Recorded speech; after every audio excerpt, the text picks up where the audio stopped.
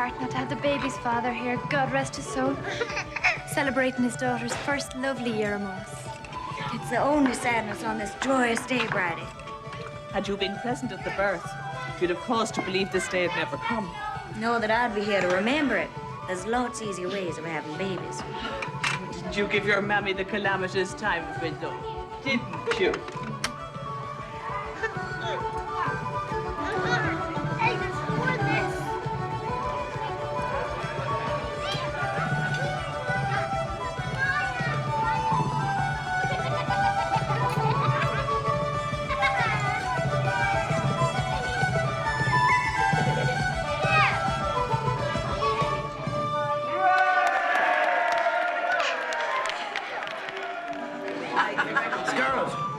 Here's someone you haven't met yet, and it's time you did.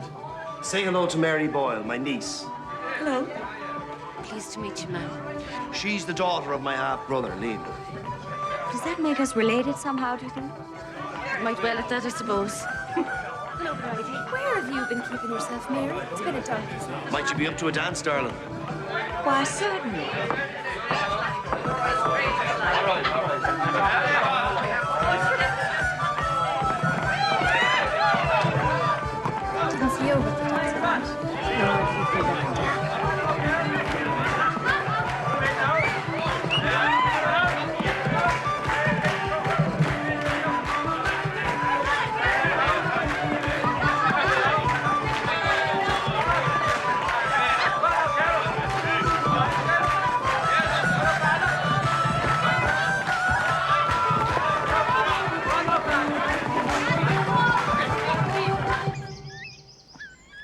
I wonder if you had any new thoughts about your baby's dad. What about him? About him knowing that the child exists. If you mean, have I had any new thoughts about telling him, the answer's no. I wonder if it's quite just. It is to me, Colin. It seems a terrible grudge. He'll know when I'm ready for him to know. That has the sound in it of a very distant future. Colin, I'd prefer not to discuss the matter further. I know you would. But I would be derelict in my duty if I didn't at least broach the subject. What duty is that, for heaven's sake? My duty to the rightness of things.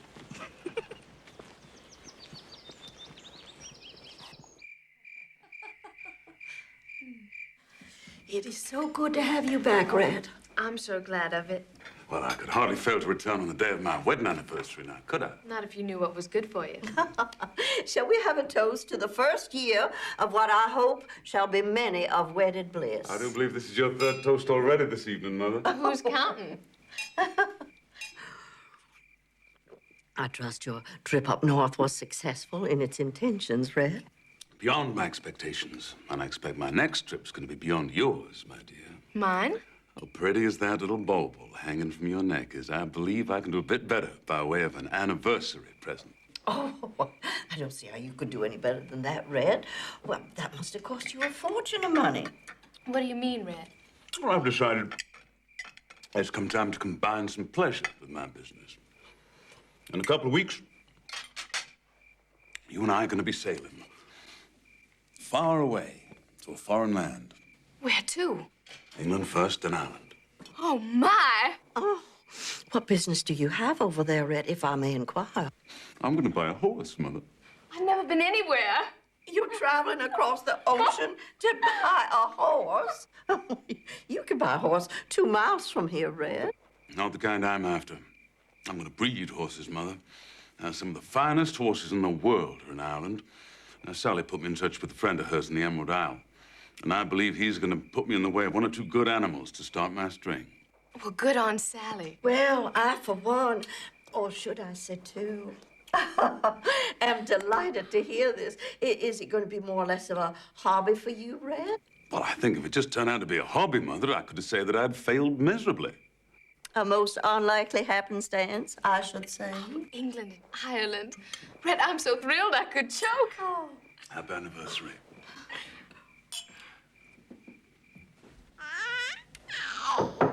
Yes. You've a caller, ma'am. It's Lord Fenton. Come on, darling. Are we going to have our tea? This is very thoughtful of you, Richard. A small birthday acknowledgement for your lovely Catherine. Oh, good heavens. It's absolutely enchanting. Thank you so much. There's a whistle as well. I don't know whether to give it a cat or keep it myself. I should be so very pleased to be given the opportunity to offer you far more beautiful and certainly more appropriate gifts, Scarlett. Are you what we call in Georgia making advances, Richard? Only of the most tentative sort. It's been quite some time since I was given a gift by a man. I'd call that an inexcusable lapse. Me too, I guess, if I was to think about it, but I'd just as soon not. Perhaps you should. Why? You might find yourself more inclined to correct the situation. I don't know that it needs correcting. Don't you? Cat's gonna adore this, thank you. May I inquire in all innocence, I assure you, whether you considered a jaunt down to Dublin? I have been thinking about that, yes. The State Ball is just a month away. State ball, what's that? It sounds fancy. It's quite elegant, yes. At Dublin Castle, home of the Viceroy and Vicereine. Vicereine, I guess that'd be Mrs. Viceroy. I shouldn't address her as such if I were you. Are you suggesting I might have the opportunity to address her at all? Scarlett, I do believe you're toying with me in your very best and most charming Southern belle manner. And what a belle you must have been. Then would you care to escort me to the State Ball in Dublin, Lord Fenton, and introduce me to the Viceroy and his missus? I should be delighted, Mrs. Butler.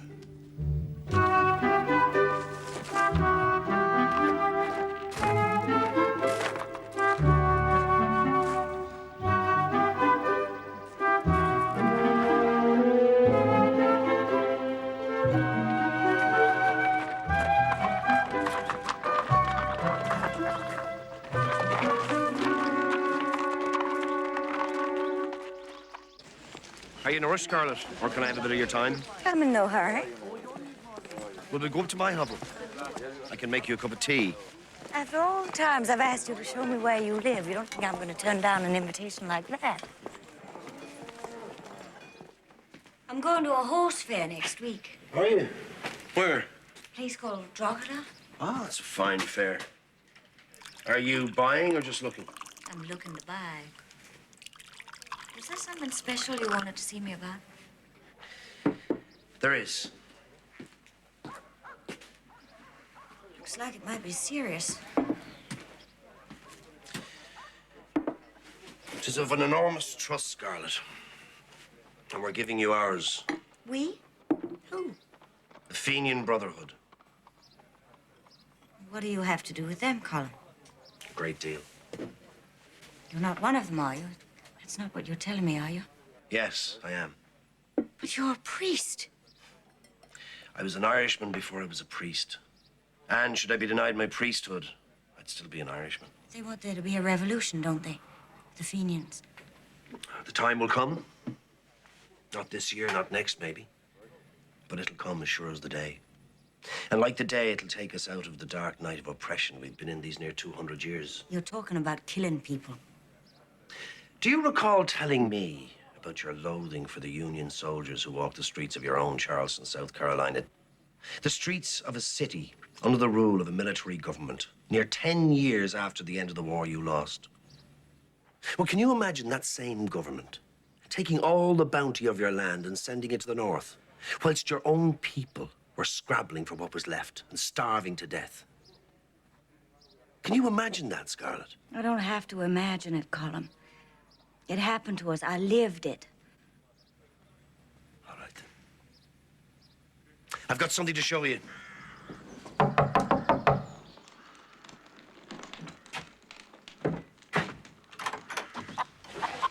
It's all right, Brendan. Is it done? It is.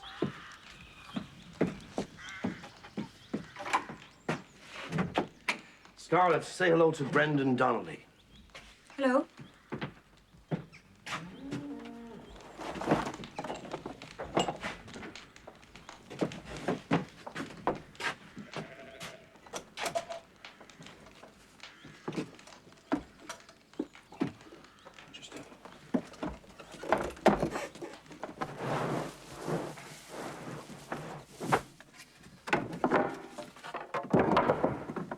on my land. And you have a right to know it. What would happen to me if the English found this, damn it all? I'd lie like the devil if I was you. And if I was you, I'd get away with it. We might not be quite so fortunate, eh, Colin? Where do they come from? America, mostly. And believe it or not, we have friends in England. Would I be correct in assuming this is why you do so much traveling? You would. Well, what am I supposed to do now? Wish you good luck and try and forget all about it? And hope a troop of English soldiers don't come banging on my front door in the dead of night? We'll take the good luck and thank you for it, ma'am. But you might do more. It's not only guns we're involved with, Scarlett. There's other, gentler work we're about. And money needed for that as well. Paying rents to keep people in their homes. Feeding them that are in their homes but starving. Clothing children. Affording them something in the way of an education. In secret, mind you. Because educating children is against the law as well. What have you realized, Scarlett? If we had governed ourselves these last couple of centuries, you wouldn't be able to understand a word I'm saying to you. Because I'd be speaking in my own tongue. I'd be speaking Irish. But I can't speak Irish, because I never learned it. As generation upon generation of us never learned it. Because it was against the law to learn it. It was against the law to speak it. Against the English law. I might have been lots better off if I didn't understand a word you've been saying.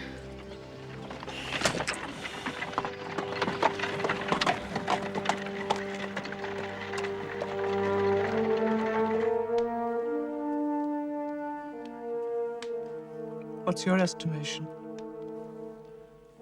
I don't know. Have to wait and see. Has she mentioned Lord Fenton? Not of late, no. Why? She's made a mention of possibly going to Dublin with him. How would you judge her association with him thus far? I'd judge it to have some dark potential.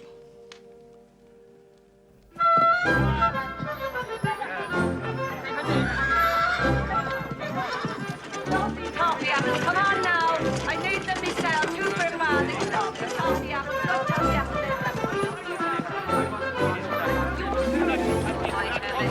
Very lucky for him. Hello, mister. Would you like a bunch of... Come on, those teeth. Okay. Don't be shy now. Come and have a coffee apple. Don't be shy.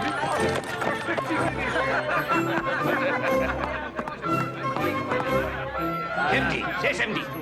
Now, come here. Done.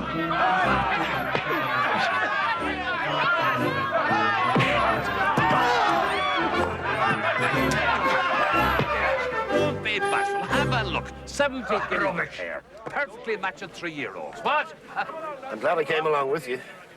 Pains me heart to think of you being bested by an Irish horse trader. What makes you so sure I'd be bested?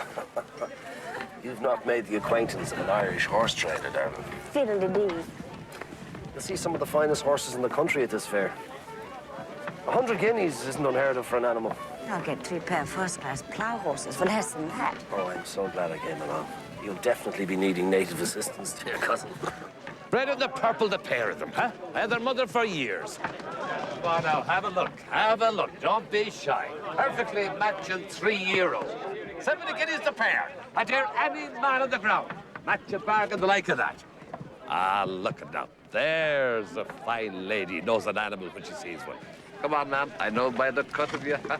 Don't be shy. Have a look for yourself. 70 guineas for the pair of them, huh?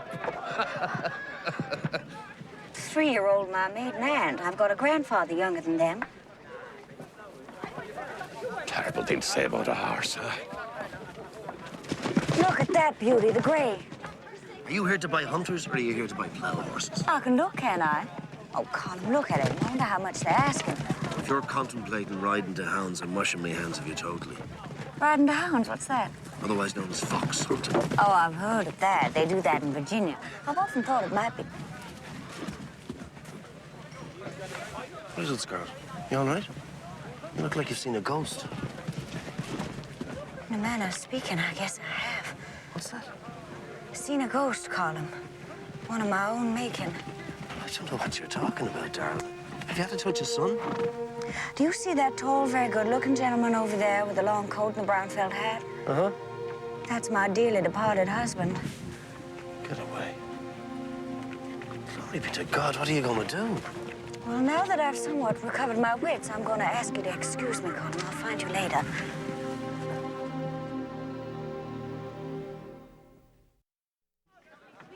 There's nothing here. Let's go and have a drink. Thank you very much. Hey, a bunch. Hello, Red.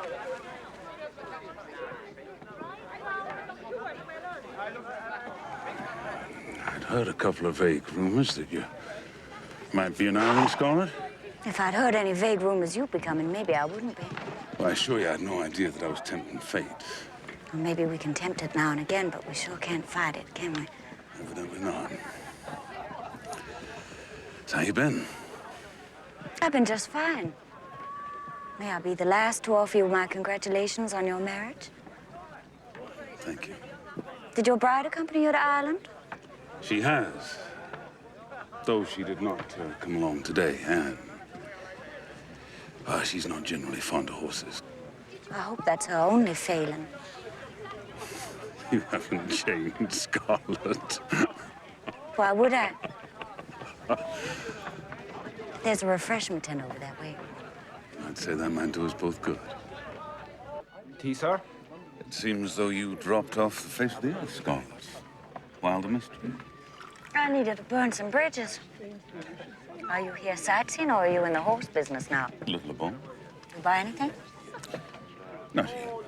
What are you in the market for? A horse that can run like the wind. Or a horse that'll sire a horse that can run like the wind. Mm-hmm. I want a horse running in Kentucky Derby within 5 years. Running in what? It's a new race run for the first time this year.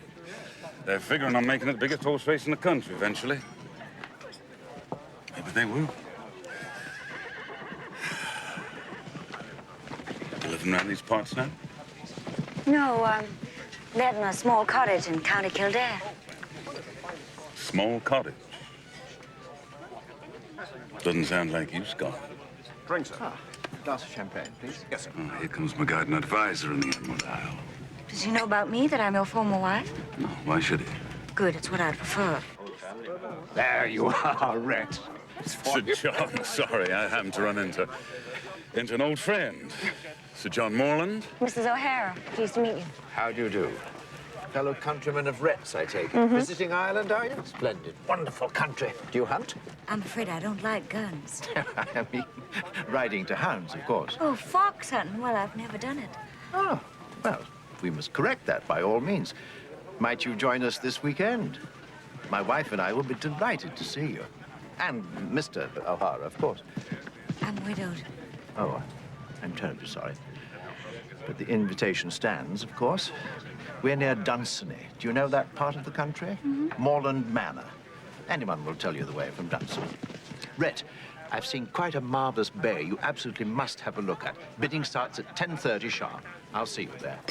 Mrs. O'Hara, delighted. Now, you won't disappoint me, will you? I don't believe I will, Sir John. Saturday next, stirrup cup at 7, breakfast after. Widowed. What a charming man. Widowed? Better widowed than divorced. If telling people being divorced by your husband is so humiliating for you, why don't you tell him you divorced him? Me. Well, I didn't think of that until it was too late. I wasn't operating on my fullest mental capacities at the time. Anyhow, all you have to do is this one small favor for me. It's the least you owe me. Now that we've settled all our debts to each other, Scarlett. Well, all right, forget about owing it. But it's only for one day, and you don't have to actually tell any lies. All you have to do is just let people believe I am what I said I am. My old friend from home, Mrs. O'Hara. Will you, for old time's sake? Now, it won't be easy pretending I'm a corpse. But I'll do my best, my dear. I knew you wouldn't be a skunk. See you Saturday week.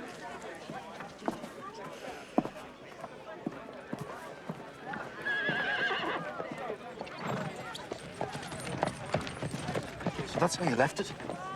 You're living alone, temporarily in Kildare, not a mention of the baby? He'll buy his horse, he'll go back home, and that'll be the end of it. Oh, what a tangled web we weave. What? Oh, what a tangled web we weave when first we practice to deceive. And credits to Walter Scott for that observation. I never was much on reading.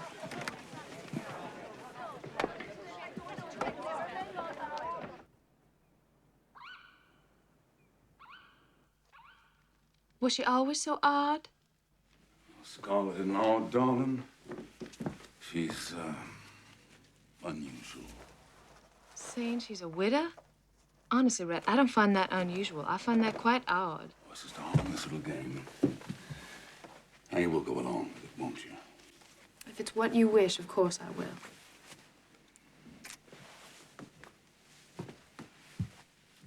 I wonder what it'll be like, seeing her again.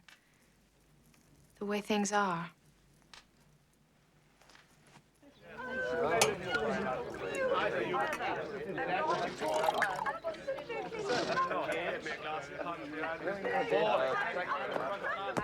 Here you are, ma'am. Milady. I don't want you to make that mistake again. Chambers, fetch the hounds. Yes, sir. Isn't that the American woman over there? Mrs. O'Hara, yes. I'll have a word with her. Good morning. Good morning, Lady Morland. Isn't it a perfect day for a hunt, though? Well, I really wouldn't know. Yes, of course. This is to be your first go, isn't it? There's a first time for everything. We shall keep a sharp eye out for you. Oh, you don't have to concern yourself. I'm a quick study, generally. I beg your pardon? I learn fast. What happens when you get the fox? Well, strictly speaking, we don't catch it. The dogs do. They make rather a mess of it. If you're at all queasy, you needn't look. I'll manage. Does the fox ever get away? Rarely. I must say, you sit that horse as though you've been riding to hounds all your life.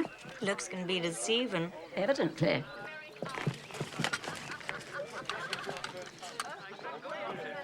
Morning, Mr. Butler.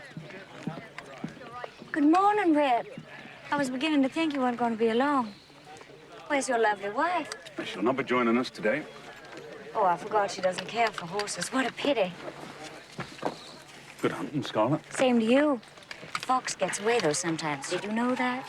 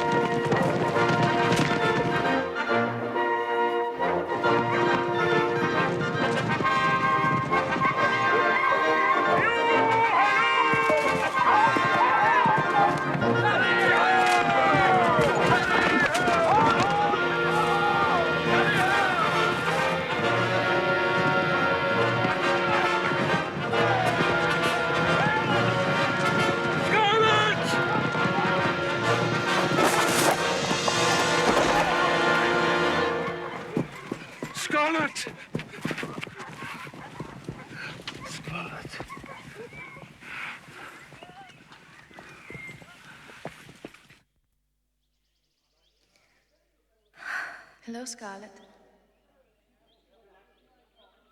Do you remember me? I'm Ann Butler, formerly Hampton. Sure, I remember you. Where's Red? Well, he's downstairs. I'm to fetch him when you come awake. I'm awake. Just barely, I should say. The doctor says nothing's broken, thank goodness. He thinks you have a slight concussion, though. I've got a lump the size of a potato back here. I haven't been thrown from a horse since I was 10 years old. But it was your first fox hunt, Red said. And it won't be my last. It's lovely to see you again, Scarlett. Did Red tell you, should anyone inquire, there's only one Mrs. Butler around here, and you're her? If you're referring to your supposed widowhood, then yes, he did explain it to me. Or I should say he told me about it. Its explanation is something that escapes me. How come you're here? I came with Red, of course. Not Ireland, here.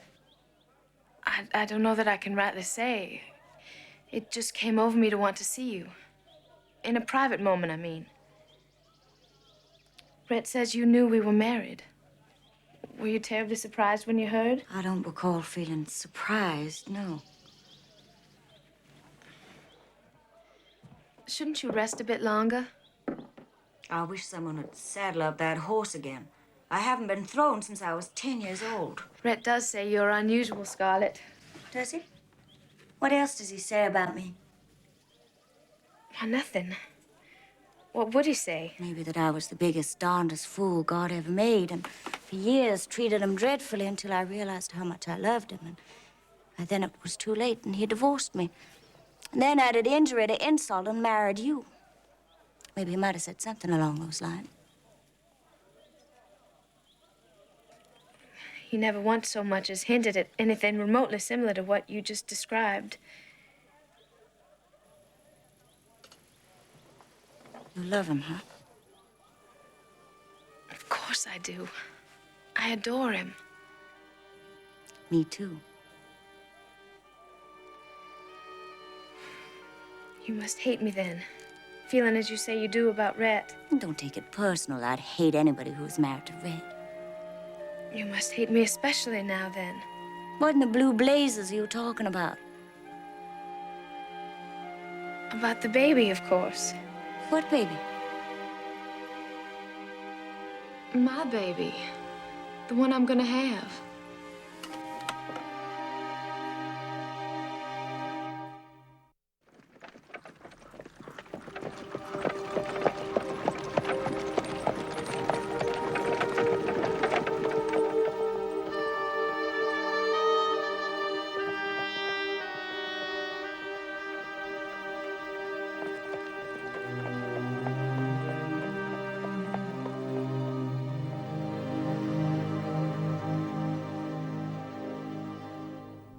I feel so perfectly ridiculous being affected that way.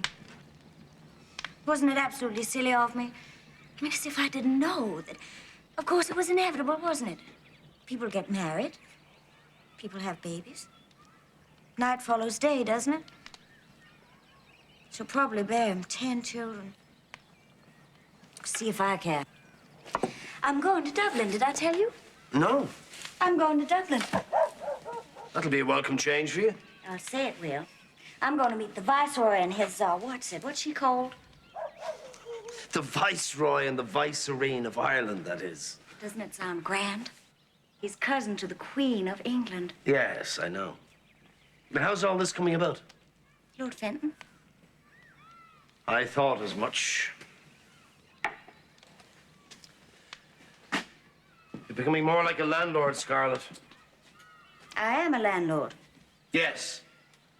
But so far, you've been one of ours. Would you rather be one of theirs? Don't be ridiculous, Colin. You're going to make me very cross if you start passing down your Irish judgments on me. There's no judgment in it, Scarlett, only guidance. I'd hate to see you set your course on the path of folly. I'm going to Dublin to have some fun. And I'm going to be escorted by a perfectly respectable gentleman who happens to be English. If there's any path of folly I'm starting down, it's the one I'm setting foot on with this. What's this? Oh, what the heck do you think it is? It's not a sack of stones. I said I'd think it over. I've thought it over. Mind you, it's for helping people, not killing them. Not a shilling of that is intended for the purchase of so much as a single bullet. I assume I have your word on that. It's more than we could have hoped for or ever expected, Scarlett. I have a tendency to overdo things.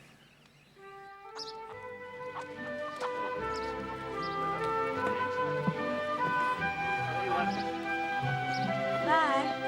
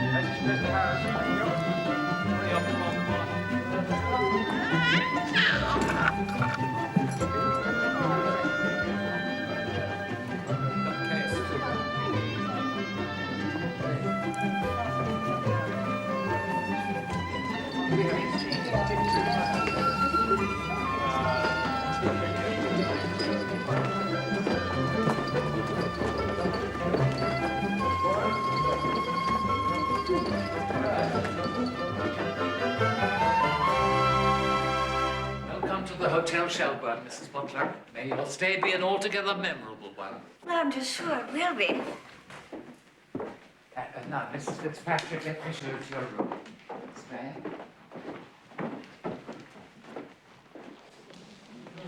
Tomorrow? So soon? I thought I'd have more time to get myself ready.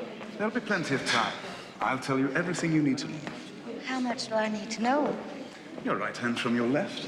Can't be that easy being presented to the Viceroy of Ireland in the throne room at Dublin Castle. Shall I take you through it, step by step? Somebody had better. You'll be with others to be presented, awaiting your turn. How will I know when it's my turn? The gentleman usher, as he is known, will call your name. You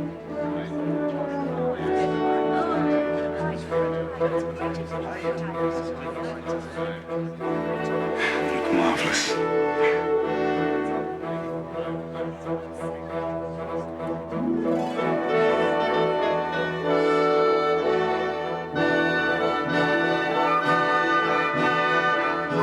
Madam the O'Hara of Ballyhara.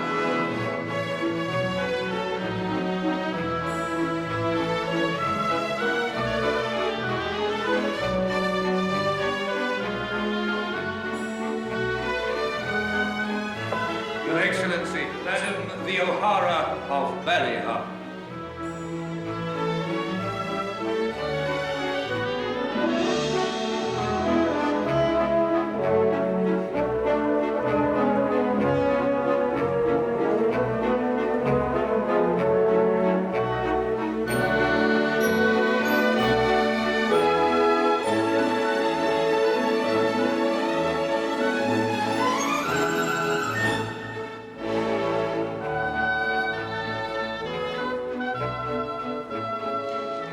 I almost tripped on that third step back. Did anybody notice? Certainly not. You were impeccable.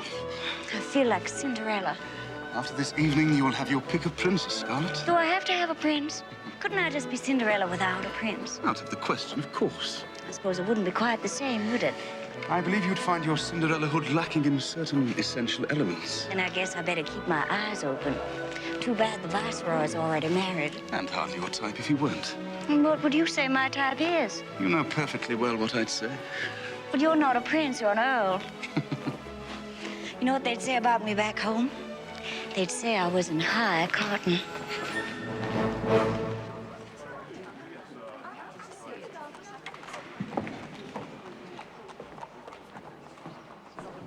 Do you have a Mrs.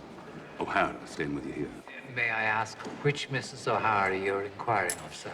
How many are there? We've three Mrs. O'Hara stopping with us, sir. There's Mrs. James O'Hara and Mrs. Connor O'Hara, and there's Mrs. Fergal O'Hara. You have a Mrs. Butler? Oh, indeed, yes, sir, we have. How many of those are there? Well, there's only the one Mrs. Butler, whose custom we've the pleasure of, sir. Damn right. Be sure she has a hat right. There's a bit of a chill today. I will that. Message for you, Mrs. Butler. Thank you.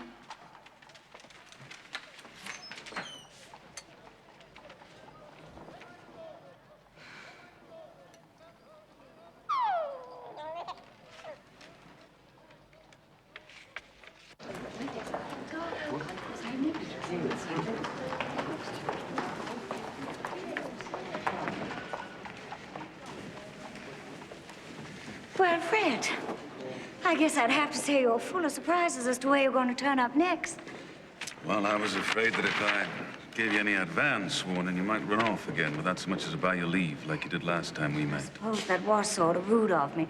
I just wanted to make my departure with as little fuss as possible. I declare I haven't been thrown from a horse since I was 10 years old. What brings you to Dublin, anyhow? And how did you know where I was stopping? Stopping? Staying. Maybe I've been over here too long. How did you know I was even in Dublin, for that matter? Your name was in the Irish Times a couple of days ago. It seems you've become one of the belles of the balls round here. I'm not going to go like that. I could use a spot of fresh air, couldn't you?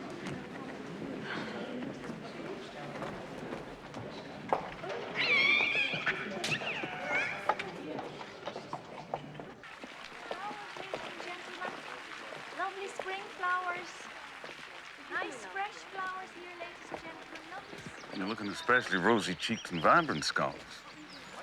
I'd take you for native Irish if I didn't know better. Must be the Irish air. Do you intend breathing it for some time to come? What do you mean? Or will you make your life here now? Oh, I don't know. I don't think too much about the future, at least not too far into it. I started to keep myself from doing that when you divorced me. And I stopped a little bit more when I heard you got married again. And last week at Lord Morland's, well, I guess I stopped altogether. Why? When your wife told me she was going to have a baby. Could be my imagination, but I sort of got the feeling she enjoyed telling me. Well, naturally, Anne is very pleased with her condition, if that's what you mean. No, that's not what I mean. I mean, I sort of got the feeling there was just a touch of her gloating in telling me. You must be imagining that, Scarlett. I can't imagine why Anne would gloat in it. Oh, Rhett, you'll never understand women. You never will. She knows I'm still in love with you. Scarlett. Oh, don't look so innocent and frazzled, Rhett Butler. You think because you stopped loving me, I stopped loving you? Is that what you've been telling yourself? Lord knows I never in my wildest dreams ever thought I'd tell a man I loved him who I knew in advance wasn't going to say it back. But I guess there's just some things you've got to be true about. What? I'm sorry. I am so sorry. It's not your fault. I brought it on myself. You didn't bring anything on yourself, Scarlett. It was just... Oh, be quiet, Rhett. What do you know about it? Maybe you don't know as much as you think you know. You don't even know what I'm talking about. Tell me then. I could have been a better wife to you than I was if I'd had the chance when I was ready to be that, but you didn't give me the chance, and now it's too late. That's all I'm talking about. It wasn't my intent to cause you any distress by coming by to see you. You have my apologies for that. You going to be in Dublin long? And take care of my business this afternoon. I'll be gone by morning. Then we shouldn't have any trouble avoiding each other for the remainder of your stay. None whatsoever. You're hoping for a boy or a girl. Scarlett. Why did you come? Why did you? Why did you come?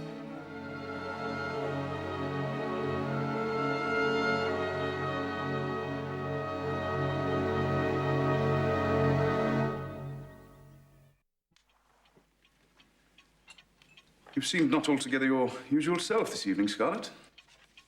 Really? I've discerned a certain air of melancholy about you. I guess I'm just a little bit tired out.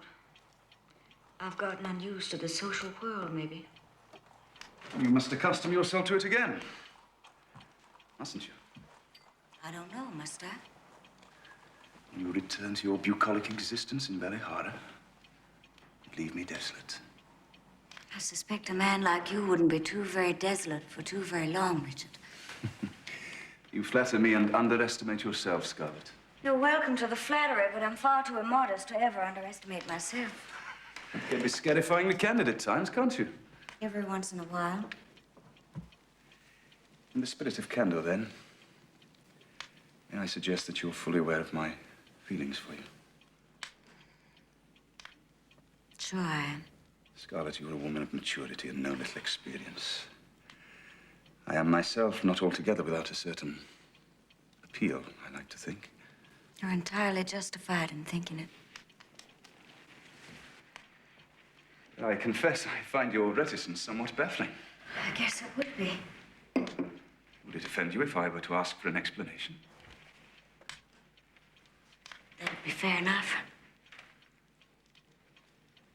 It's not you that I don't care for. It's another man that I love. How could I not have been aware of him? Who is he? You are aware of him. I was married to him. Good Lord. You don't mean your late husband? I'm afraid I do. My dearest, darling Scarlett. Will you pine the rest of your days for a dead man? I suppose he is dead for me, isn't he? Suppose. I don't understand. I mean, I suppose he should be dead for me. He must be, Scarlett. Let him be, so that you may live. I want to. I want to live.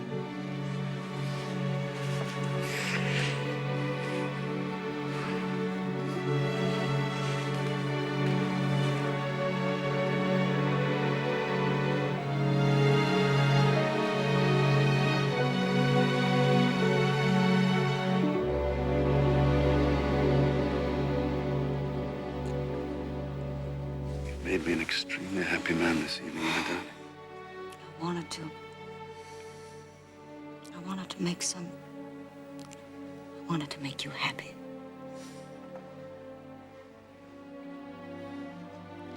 I've never had any but congress with a man who wasn't my husband. I suspected as much. And it's been quite some time since. Another of my suspicions confirmed. I was pretty clumsy then, you're saying. I'm saying nothing of the kind. My assumptions are founded on your behavior before we entered this room, not after. Now I'm embarrassed. Shoot. You have nothing to be embarrassed about, Scarlett. You're a marvelous woman. I still don't feel natural.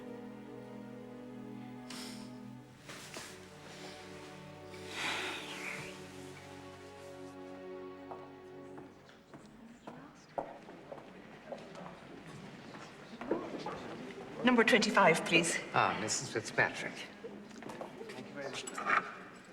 This telegraph just come moments ago from Mrs. Butler, sent on from Ballyharry, it looks.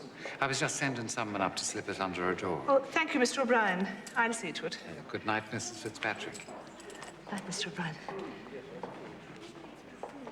I'd still like to change.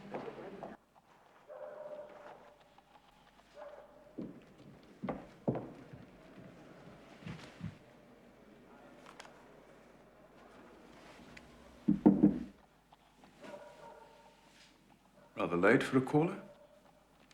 Maybe it's about the baby.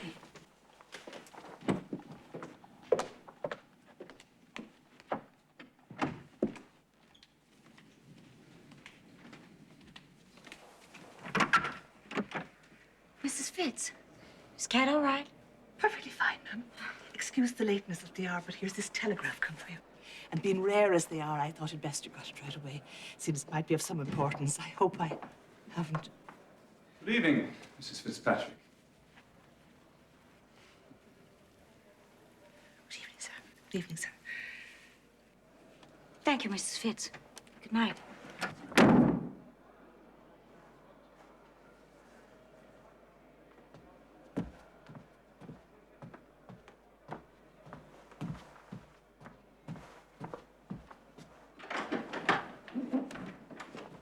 Did you feel it quite necessary to declare your presence in my bedroom?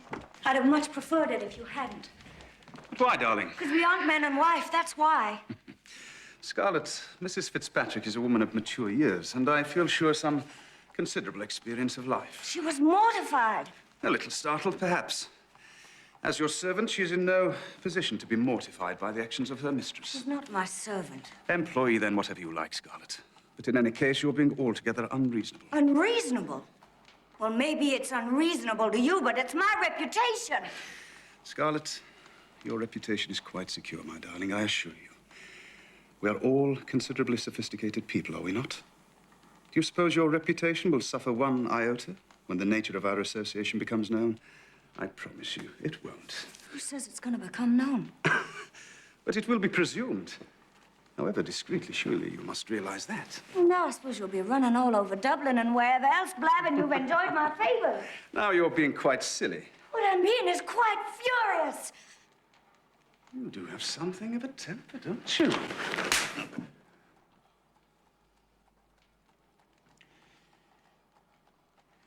I believe I've exhausted my reserves of solicitude.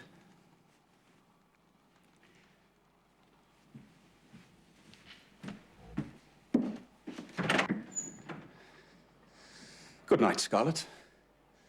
I do hope the morning finds you in more agreeable temper.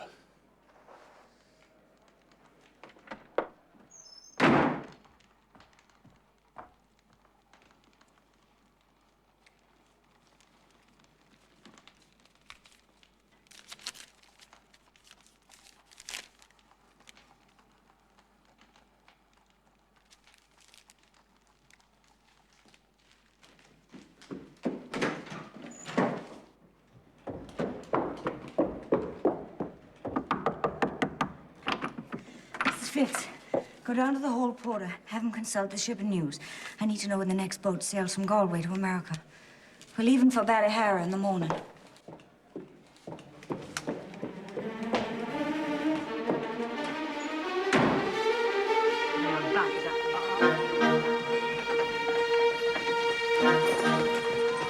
Here's the O'Hara back, is it not? Son of the Nutford. Whoa! How are you, Sean? Morning, father. What? Colin, Welcome home.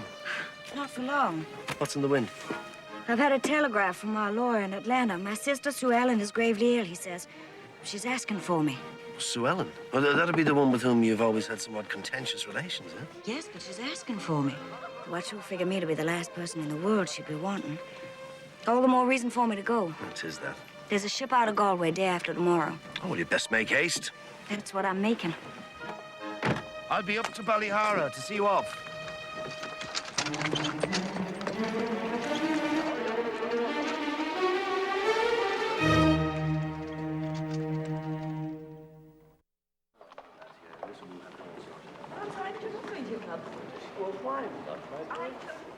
Would you inform Mrs. Butler that I'm here? Ah, yes, sir. Mrs. Butler made her departure from the hotel rather early this morning, sir. She asked... Departure? What are you talking about? Oh, yes, sir, indeed. She asked that you be handed this, Lord Fenton, should you be by.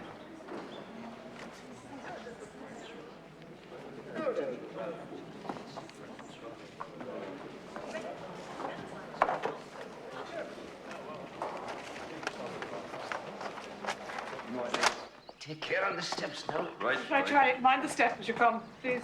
Sideways. Careful. See it? Get up on top, please. Up on top. And leave space for the other thing. Mrs. Fitz tells me you're leaving the child behind. Well, I'm not altogether comfortable about it, but she'll be fine here. If I take her to Atlanta, there's too much chance of Red getting wind of her. Already had a real close call in Dublin. Oh, don't look at me that way. I know full well how you feel about it, but she's my baby, and I'll decide what's best for her. And for you. Yes, all right, then, and for me.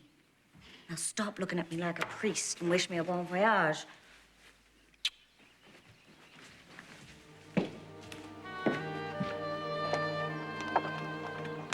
You're right. I will. Goodbye.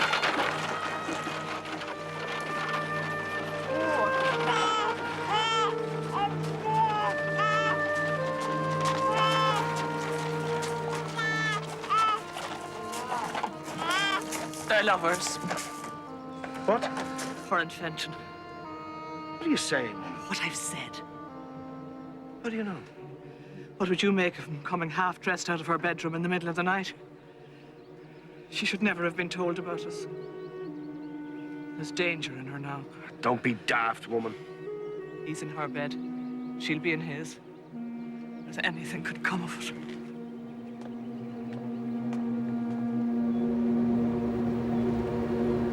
Atlanta, Georgia. This stop is Atlanta, Georgia. Scarlett! Scarlett! Have I come in time? Thank God. Where is she? A tower? No, in the hospital here. What's wrong with her, Will? Having a baby. She had an awful time, Scarlett, just awful. And then there was all sorts of infections set in and fevers. She didn't want any more babies, Will Benteen. Did it live? It's a boy. So Sue Ellen could be dying just because you had to have a boy? I swear I'll never understand men. I never will.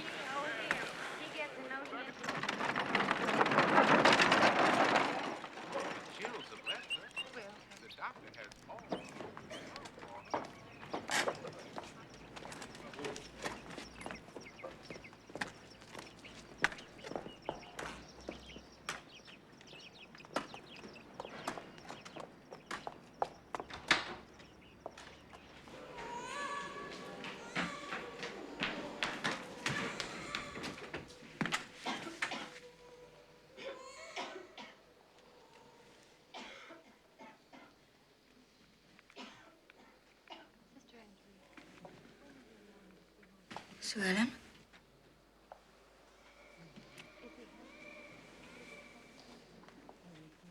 Sue Ellen, honey? Are you awake? Whalley?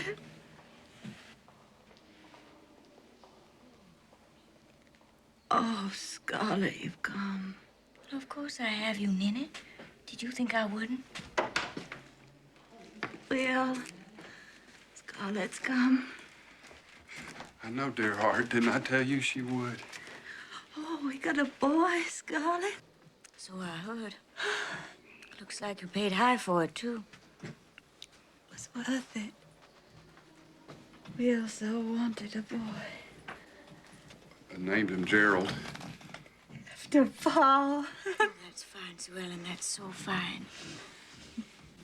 Who is he? Ed Tara. Which is where you're gonna be quick as a blink, sister. They're saying I might not die after all. Fiddle-de-dee. Of course you're not gonna die. You don't think I came halfway around the world to watch you kick the bucket, do you? You've been away such a long time, Scarlett. I know. It's good to be back. You're staying home for good. As soon as I figure out where home is, that's where I'll be staying, honey. This is your home, Scarlett. This has always been your home. We'll talk about it tomorrow. What are the doctors saying? They're saying she's probably going to come through, but probably is about as far as they'll go. She looks terrible. Should have seen her 2 weeks ago. As soon as we could, so let's hurry. You going to be here for a while, Scarlett, in Atlanta? Of course I am. At least until Sue Ellen's out of the woods and back home with Tara. That's what we can still call it. Meaning what? Well, meaning we got notice some long time back that you bought up Karen's share, Tara, which pretty much makes you most the owner of it. Most, maybe. Not only. Now, I'm heading back to the Peachtree Street house. Make myself decent so I can come back this evening and spend some time with Sue Ellen. I telegraphed Uncle Henry to have it made presentable enough for living, and I hope he managed it. Well, if you told him to, Scarlett, I just bet he did. Whose idea was it, naming the baby after our pa? That was my idea. Thank you, Will. Entirely welcome, Scarlett.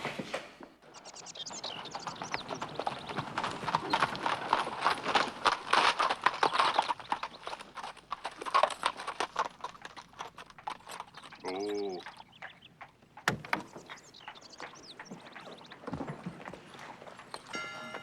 Ma'am.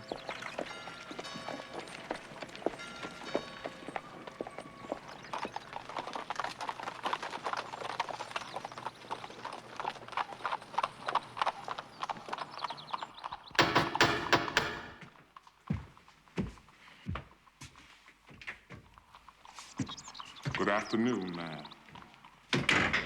I presume you'd be Mrs. Butler. What's your name? Ransom, ma'am.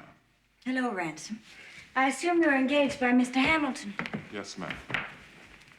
Tell me, are the other staff as well? There's a cook and a parlor maid and a personal maid for yourself, ma'am. She's unpacking your luggage right now.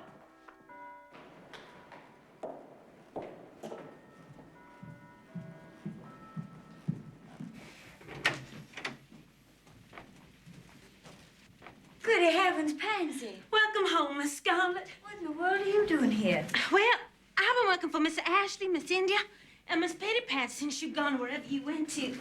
And Mr. Hamilton told Miss Ashley you was coming back. Miss Ashley asked me if I want to come over and help you out. I said I sure do. So here I am.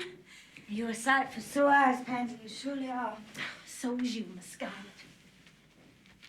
Now, where have you been to, anyhow?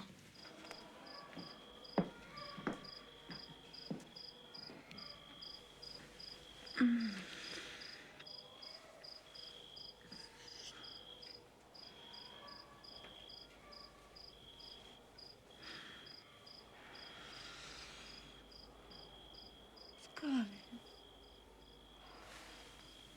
Scarlett.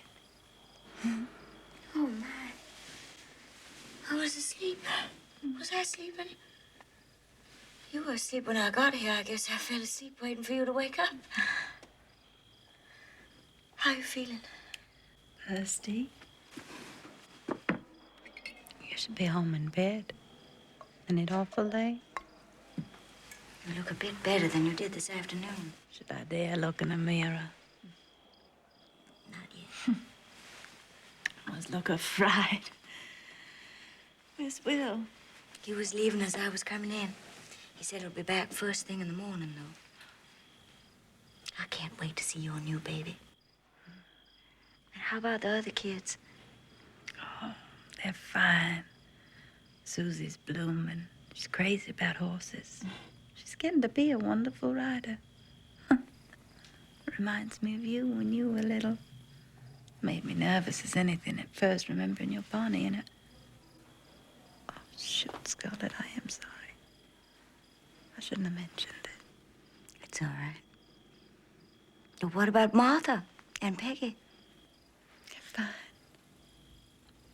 Will says they're beside themselves having a baby brother. It means such a lot to me that you came, Scarlett. For me, I mean. I didn't think you would. We're neither of us getting any younger, Sue Ellen. And with any luck, we'll both be living a good time longer. I'd say it's time we buried the hatchet. You mean someplace besides in each other's backs? Oh! What's the matter? Oh, just a little twinge. Will said you wasn't supposed to be doing too much talking. Do you want me to read to you? I haven't been read to since Mama used to. If you're not out of this hospital, by the time I get to chapter 3, I'll never forgive you.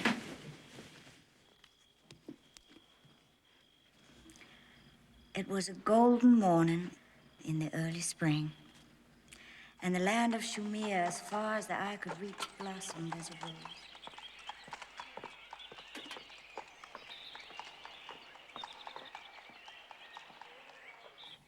Are you home for good, as I hope? I'm not altogether sure this is home anymore, if truth be told. Tell me about yourself, Ashley. I hear from Henry the lumberyard is flourishing. Oh, yes, it is, thanks to you. Me? What have I got to do with it? And before you go and tell another of your perfectly awful fibs, I should inform you that the cat was let out of the bag in your absence. Which cat? Atlanta Acres Real Estate Incorporated. That cat. You found out. Poor Big Sam. He let something slip one day. And I badgered him until he had to come out with it and confess that Atlanta Acres Real Estate Incorporated was and is Mrs. Scarlett O'Hara Butler. You little vixen. Darn. How can I thank you, Scarlett? Don't you dare to try, Ashley Wilkes. My lips are sealed. My heart, however, will never stop speaking its gratitude. As for me being Mrs. Scarlett O'Hara Butler, I guess you must surely know I'm that no longer. Oh. You're well rid of him, Scarlett. He was never worthy of you. Maybe you could put it all behind you now as if it never happened. I don't think I'll ever be able to do that, Ashley. Why, dearest? Why? I can't tell you. Cannot or will not. All right, then have it your way. I will not. Then you must be fearful of consequences.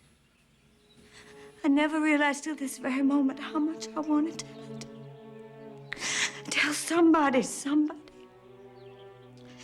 Maybe it's being here again. Being home. Could I be so mistaken of your character, Scarlett, after all these years that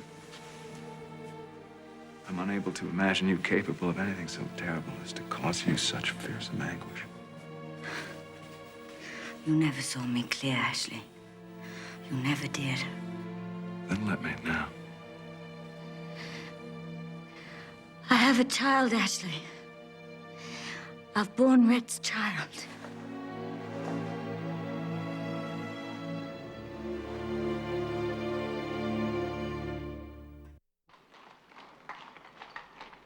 I'm selling up, Uncle Henry. Selling up what, Scarlett?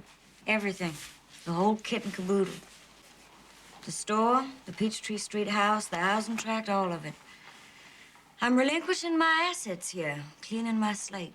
Well, why in the world? I found a new life for myself. And I don't really think I can start living it to the fullest as long as I have one foot in Atlanta and the other in Ireland. Well, why the dickens don't you just plant them both here? Well, I've given that a lot of thought, Henry. But I don't believe my heart is here any longer. And a person has to be where their heart is, don't they? Well, this is a bad time to sell, Scarlett. We're having a depression here. Business is bad in general. The real estate market is the hardest hit, and the hardest hit real estate is big places like yours. People are moving down generally, not up. How about the housing tract? Oh, well, now that's a different story. Well, those kind of houses are selling as soon as you put them up. You're making a fortune there. I assume that you've read your financial statement.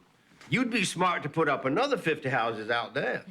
I'm divesting, Uncle Henry, not investing. Well, suit yourself. If you don't want to bother with selling my property, I won't take it against you. Just tell me so. Well, I'm an old man, Scarlett. But if you are dead set on this course of action, I want to be the one to take care of it for you. Thank you, Henry. What about Tara? I'm not selling Tara. There's only one other person in the world who knows. He's my cousin. He's a priest. I hope I can trust you like I trust him. How could you doubt it, Scarlett? I don't doubt it. I just felt I had to say that. I would die before revealing your secret to a living soul. But did you never tell Red? Well, I don't know about never. Never's like always. There are a couple of words in my experience it's best not to get overly attached to. Is there nothing that might induce you to remain here? That bright light in the sky behind me is my bridges burning, Ashley. I guess the past has been neatly, finally finished. Almost.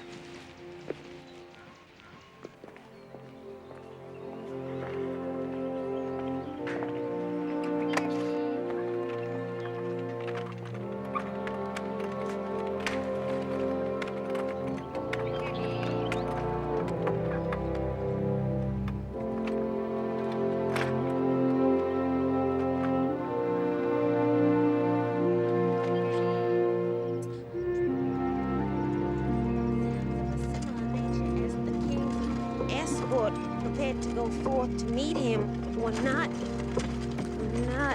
Conducive. conducive to repose, had not the excitement of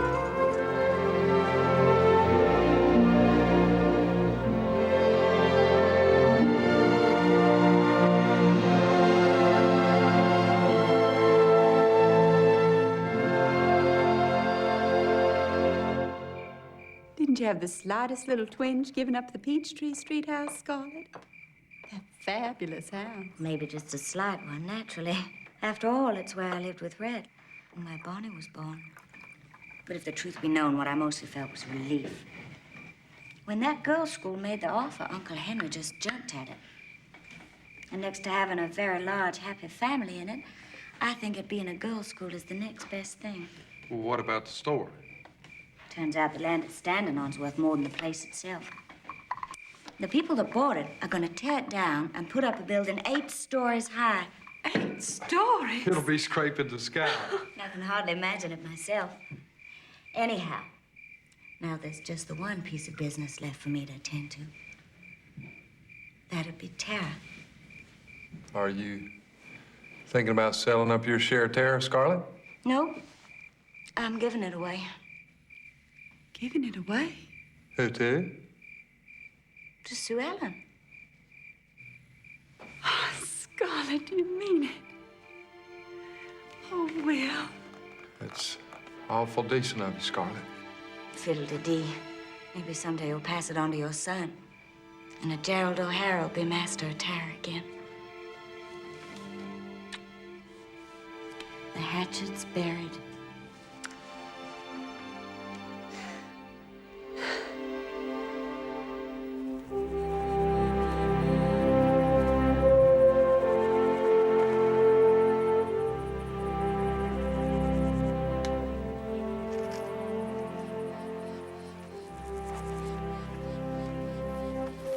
From the first terror paw to the last.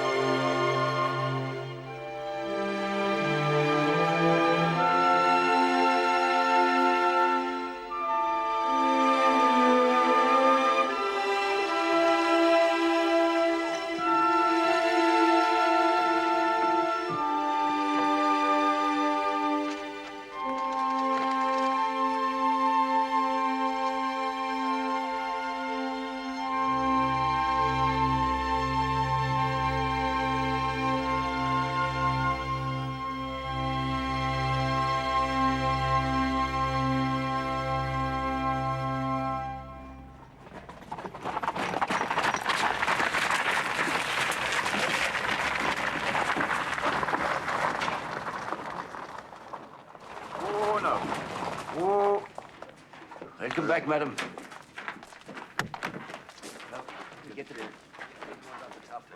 Sweetheart, look at you. Oh, darling. Hello, Mrs. Fitz. Welcome back, Mrs. Butler. Oh, it's grand to be back. Did you get my letter? I did. All has been attended to for your arrival. Lovely. I had no idea I'd miss it so much. Did Blue Bonnet fold? Did indeed, with a fine mare. I haven't expressed our relief to have heard the news of your sister. Thank you. She'll be fit as a fiddle now. And how is Mrs. Brophy's condition? All recovered, thanks be to God. I passed on your good wishes. I'll drop in on her tomorrow.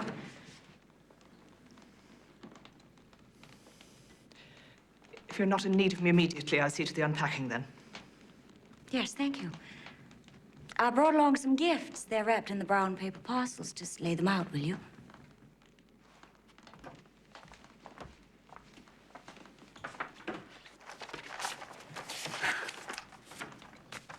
My darling Scarlett, what an incorrigible vixen you are. Shame, shame for having so taken your precipitous leave without affording me the opportunity to wish you good fortune in what, in the unfortunate circumstances, must surely have been an extremely anxious journey to your homeland. I hope that you arrived in time to witness the complete recovery of your sister. But my most fervent wish, as you must surely suppose, is that there be no delay whatsoever in your communication with me upon your most eagerly awaited return. Yours, Richard.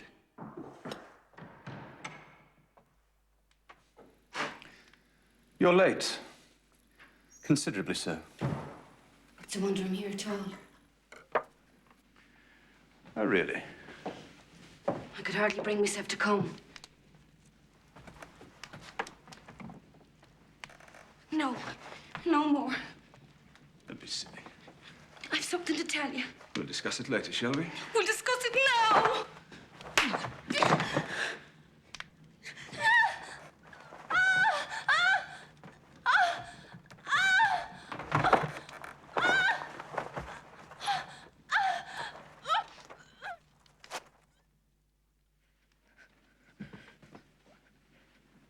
What sort of unspeakable devil could do what you've just done? What is it you paddies say? Better the devil you know than the devil you don't? May God have mercy on me for carrying the child of that devil then.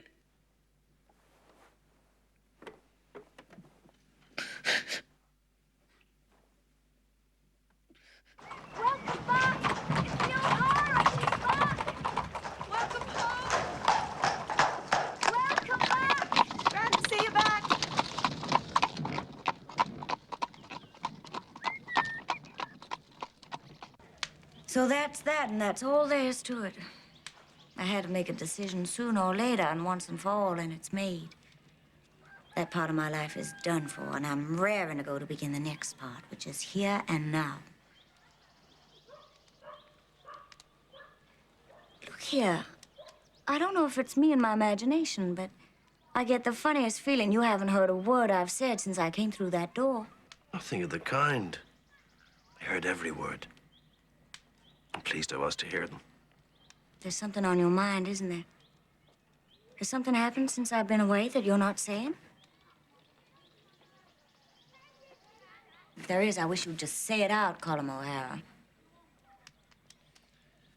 I'm waiting, Colum. I have no right to speak what's in my mind, Scarlett. I could curse myself for betraying it enough to cause your suspicion of it. You should be proud of your incapability to deceive. If I were as good a person as you, there'd be things in my life that'd be altogether different. I am not good. God help me, I'm not good. Colum, what's the matter?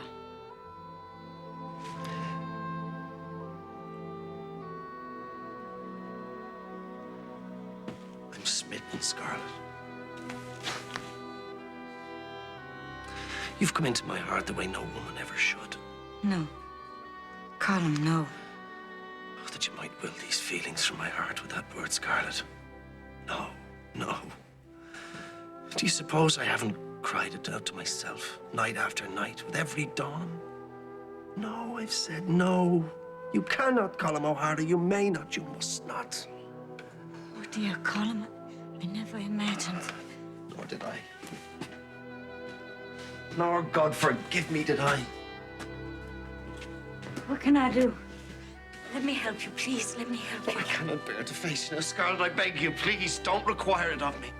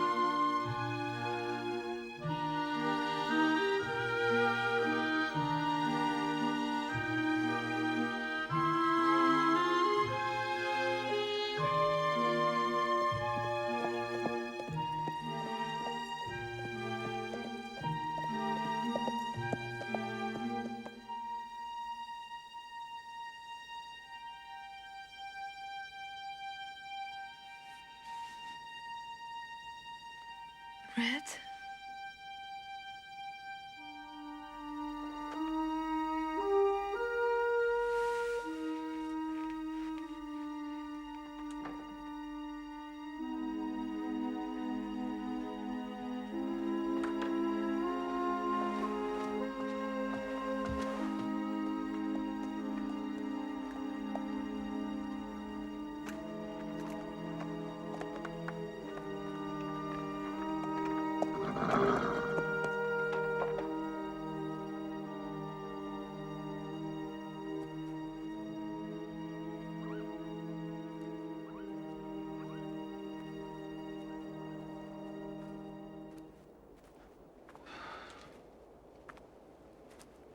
Anne.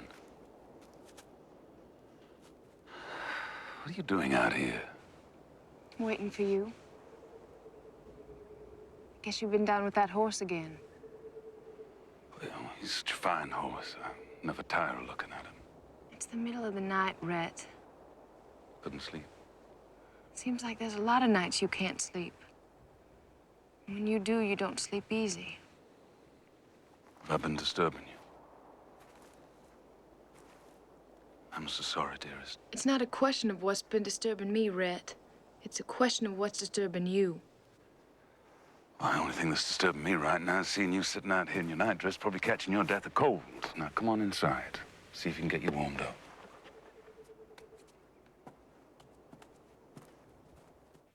It's ever since Ireland. What's ever since Ireland? You haven't been the same since we came back. Since before we came back. I don't know what you mean. I guess you do, Rhett. It's Scarlett. Scarlett? What's Scarlett, Anne? You seeing her again. It's Scarlett, isn't it? I haven't foggiest notion what you're talking about. Rhett, maybe I'm not nearly so quick a mind as you, but I'm not a fool either. Do you think I haven't noticed the way you've been since the day of that damned fox hunt? Well, what way have I been? Like maybe you needed spectacles to see me. My darling, I can assure you, I can see you as clear can be, and as beautiful to behold as you are.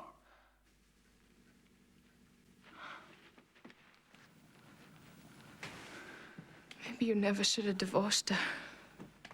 Well, they do say ladies in your delicate condition get some pretty wild ideas sometimes. You said her name. I don't understand. In your sleep one night, you said her name. You said Scarlett, just like that. I didn't know I talked in my sleep. Maybe just when you got something important to say. What do you mean by that? I don't know. I don't know what I mean. You love me, Rhett. Do you? Tell me you love me. Of course I love you. Of course I do. I love you, Anne. I love you. Of course I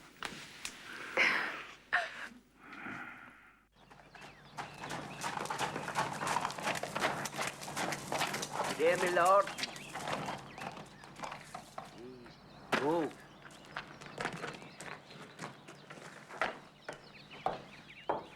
To your most welcome and longed for return, dearest Scarlett. Did you miss me? You may be as assured of that of the sun setting in the west.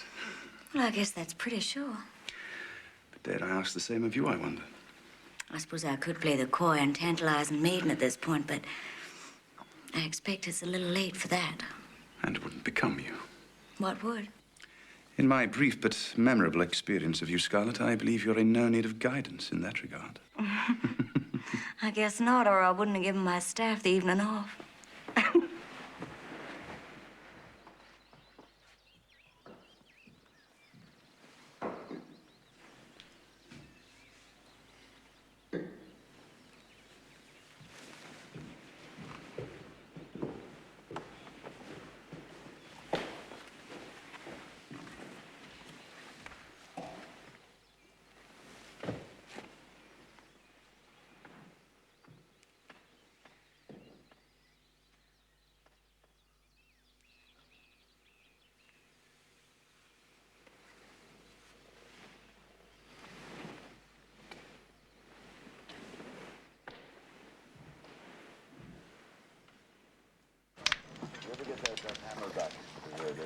Wednesday, do you think?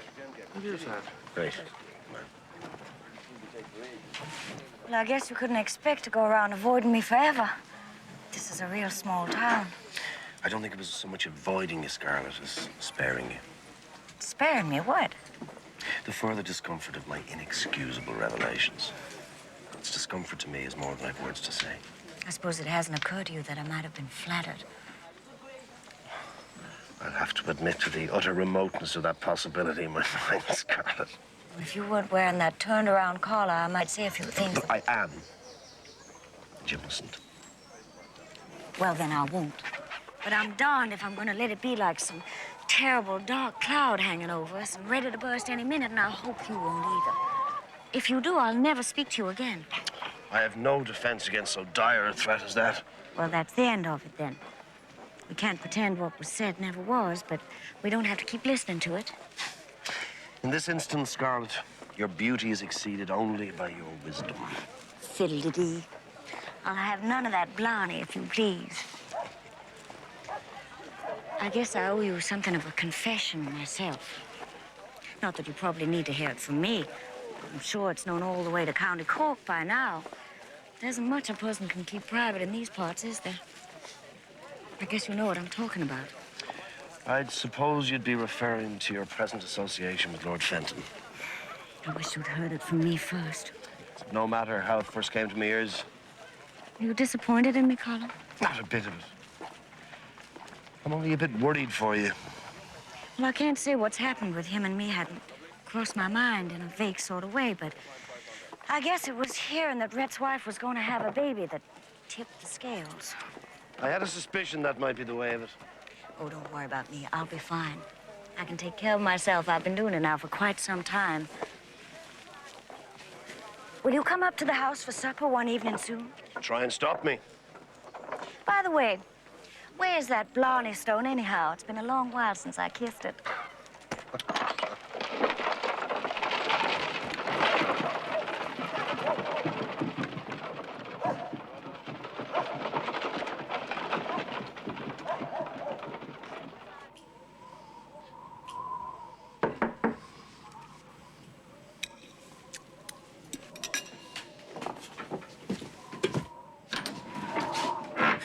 Barrie, come in. Barrie, darling, what is it? Help me, Father Colin. Please, God, help me.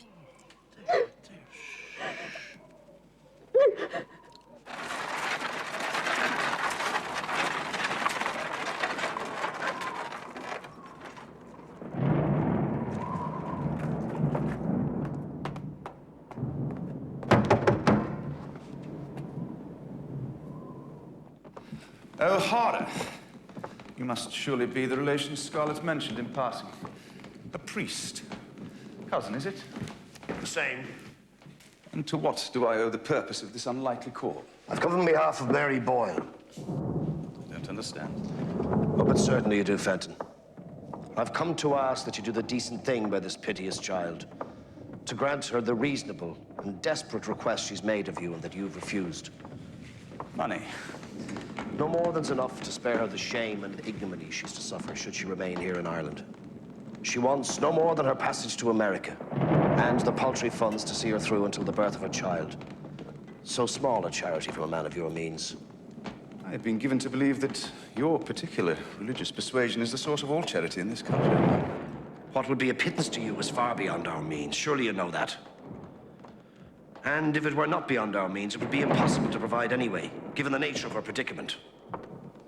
Yes, of course, I see. It would be tantamount to condoning her grievous fall from grace, wouldn't it? Pity.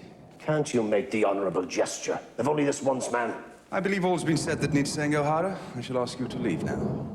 This isn't the face you show to Scarlett, is it? Surely not. She hasn't seen this heartless visage, has she? Would you prefer to be escorted out? What if she were to know this vile face? Could she stomach the looking upon it again? I think not.